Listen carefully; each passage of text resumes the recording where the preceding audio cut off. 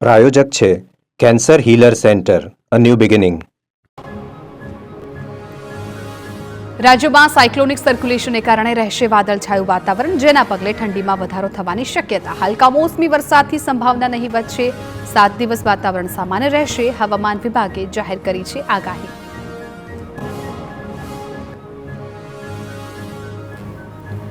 તો રાજ્યમાં 2 દિવસ હવામાનમાં પલટાની આગાહી છે. અંબાલાલ પટેલના મતે 3 અને 4 ફેબ્રુઆરી દરમિયાન વાદળછાયું વાતાવરણ રહી શકે છે. પશ્ચિમી વિક્ષેપને કારણે હવામાનમાં પલટાની શક્યતા વ્યક્ત કરી છે. અમદાવાદમાં આજથી વાદળો આવવાની શરૂઆત થઈ છે. ઉત્તર ગુજરાતમાં વરસાદી છાંટા પડવાની શક્યતા. હવામાન નિષ્ણાંત અંબાલાલ પટેલ અનુસાર ઉત્તર ગુજરાતના જિલ્લાઓમાં માવઠાની અસર વર્તાઈ શકે છે, જેમાં સાબરકાંઠા, પંચમહાલમાં પણ કમોસમી ઝાપટા પડવાની શક્યતા. પૂર્વીય રાજસ્થાનના ભાગોમાં પણ વરસાદની શક્યતા વ્યક્ત કરી. ફરી એકવાર રાજ્યમાં ઠંડી જોર પકડે તેવી શક્યતા. 5 થી 7 ફેબ્રુઆરી દરમિયાન ઠંડીનું પ્રમાણ વધવાની અંબાલાલની આગાહી. ઉત્તર ગુજરાત અને કચ્છમાં લઘુત્તમ તાપમાન 10 થી 11 ડિગ્રી રહી શકે.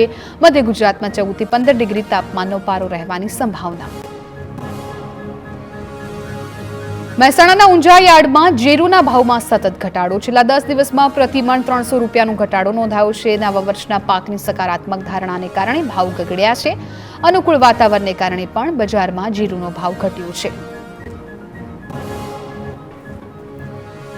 જીરુને વાતાવરણ અનુકૂળ રહે તો ભાવમાં વધુ ઘટાડાની શક્યતા. 10 દિવસ પહેલા જીરુનો ભાવ 4,800 રૂપિયા હતો, જે ઘટીને હાલ 4,500 રૂપિયા બોલાઈ રહ્યું છે. સતત ઘટતા ભાવને લઈને જીરુ પકવતા ખેડૂતો પણ ચિંતામાં મુકાયા.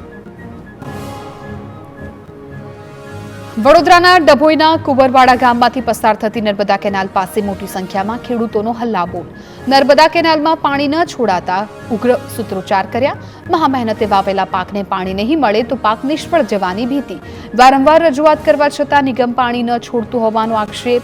અધિકારીઓ ઉદ્ધત વર્તન કરતા હોવાની પણ રાવ. ભરૂચના ધોળીકોઈ વિસ્તારમાં મકાનમાં વિકરાળ આગ લાગી. મકાનનો બીજો અને ત્રીજો માળ ભડકે બળ્યો. મકાનમાંથી ધુમાડાના ગોટે ગોટા આકાશમાં ચડતા દેખાયા. સદનસીબે ઘટનામાં કોઈ જાનહાનિ ન સર્જાઈ. ફાયર બ્રિગેડે ભારે જહેમત બાદ આગ પર કાબુ લીધો.